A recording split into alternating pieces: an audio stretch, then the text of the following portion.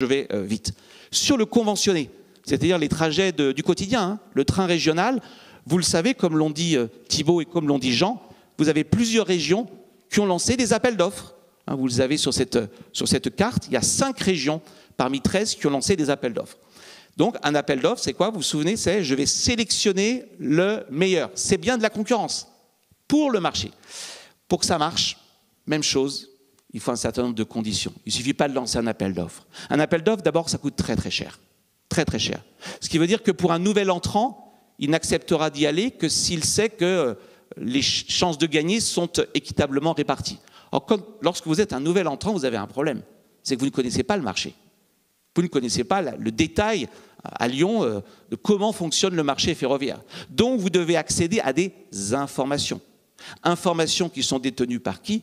Par définition, et c'est bien normal, par l'opérateur historique. Donc vous voyez que vous allez avoir un enjeu crucial, c'est comment les régions arrivent à récupérer les informations stratégiques pour que de nouveaux postulants puissent concourir à chance égale. Donc c'est un vrai sujet. Il n'y aura de concurrence dans les appels d'offres que s'il y a un accès des nouveaux entrants, entre guillemets nouveaux entrants, qui sont des grands groupes, hein, transparents, non discriminatoires, en temps utile.